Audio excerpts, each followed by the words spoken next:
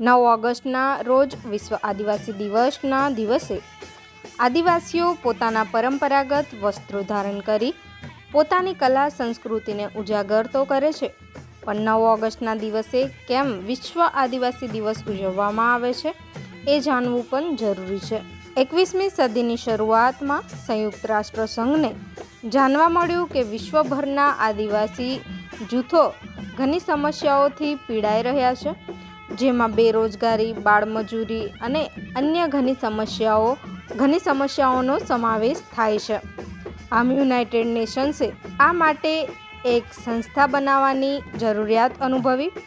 આ પછી United Nations Working Group on Indigenous પોપ્યુલેશનની રચના થઈ અને આંતરરાષ્ટ્રીય આદિવાસી દિવસ ઉજવવાનું નક્કી કરવામાં આવ્યું. આ સંદર્ભમાં સંયુક્ત રાષ્ટ્ર મહાસભાએ ડિસેમ્બર 1994માં નિર્ણય લીધો કે દર વર્ષે 9 ઓગસ્ટને વિશ્વ આદિવાસી દિવસ તરીકે ઉજવવાની શરૂઆત થઈ અને આદિવાસી વસ્તીના માનવ અધિકારોના સંવર્ધન અને સંરક્ષણ માટે પેટા પંચની રચના કરવાનો નિર્ણય લેવામાં આવ્યો.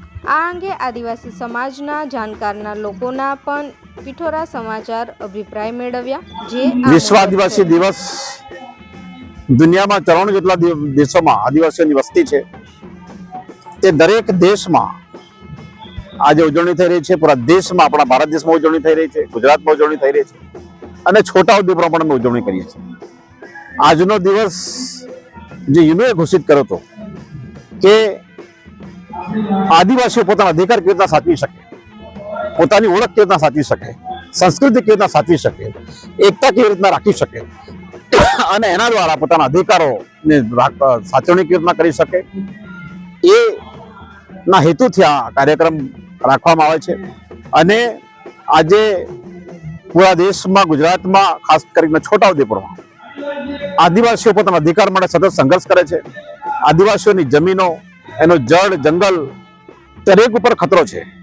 જ્યાં જુઓ ત્યાં આદિવાસીઓ અત્યારે વિસ્થાપન થઈ જવાની ડરમાં જીવે છે. કોઈક જગ્યાએ કોઈ રોડ નીકળવાનો હોય, કોઈક પ્રોજેક્ટ આવવાનો હોય, કોઈ ડેમ બનવાનો હોય અને આદિવાસીનું જે અસ્તિત્વ જે છે એની સામે ખતરો ઉભો થાય એ પ્રકારની હાલત છે. તો તે સમયમાં, તેવી હાલતમાં આજે આદિવાસીઓ એક થઈને એની સામે કેવી રીતના લડવું એનો વિચાર કરી રહ્યા છે, એની ચર્ચા કરી રહ્યા છે. અને અમને ખુશી છે કે આવતા દિવસોમાં આદિવાસીઓ પોતાના અધિકારના રક્ષણ માટે શિક્ષિત થઈને, સંવિધાનનો ઉપયોગ કરીને, સંઘર્ષ કરીને પોતાનો અધિકાર જાળવી રાખશે અને પોતાની જે જળ, જંગલ, જમીન છે એને સાચવવા માટે જે પણ કરી શકાય એ આદિવાસીઓ કરશે એવું અમે અત્યારે અનુભવી રહ્યા છે. અને આજના દિવસે મને આદિવાસી જે પ્રકારે આ દિવસને ઉજવી રહ્યા છે, પોતાના વેશમાં, પોતાની ભાષામાં, પોતાના સંગીતમાં ઉજવણી જે કરી રહ્યા છે એના ઉપર ખૂબ ગૌરવ અનુભવું છું અને પોતાને ધન્ય અનુભવું છું. આદિવાસી વિશ્વ દિવસ છે. આદિવાસી દિવસની ઉજવણી તો 1992માં જે પૃથ્વી પરિષદ મળી બ્રાઝિલમાં, એમાં 178 દેશના આદિવાસીઓએ ભાગ લીધો હતો.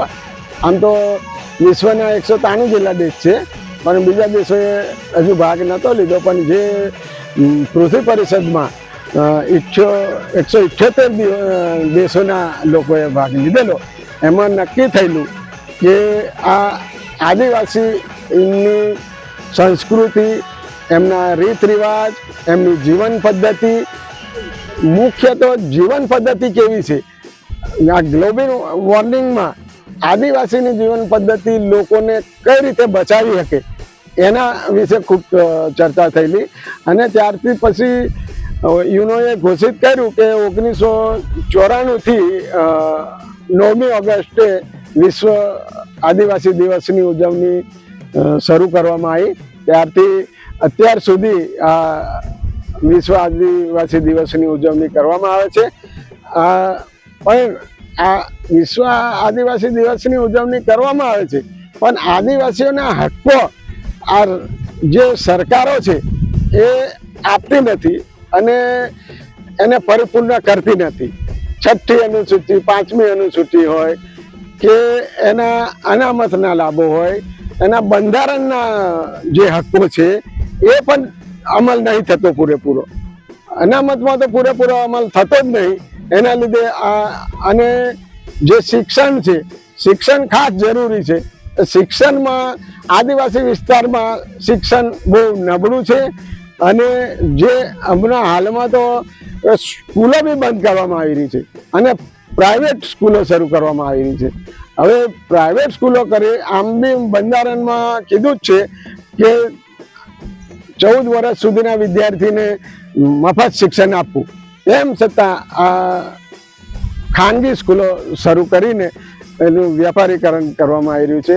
તો આદિવાસીઓ જે મજૂરી કરતા હોય એ આ પ્રાઇવેટ શિક્ષણ કેવી રીતે મેળવી શકે? આજના સમયે જે આદિવાસીઓની જે સ્થિતિ છે એ વિશે શું કહેશો? આજના સમયમાં આદિવાસીઓની સ્થિતિ જે આઝાદી સમયે હતી એના કરતાં શિક્ષણ આવવાથી અને થોડી સારી થઈ છે.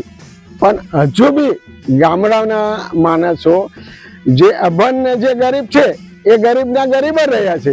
જેને લાભ લીધો અનામતનો કે એ થોડા ઘણા આગળ આવ્યા, પણ એ તો 1% બી નહીં આવ્યા આગળ.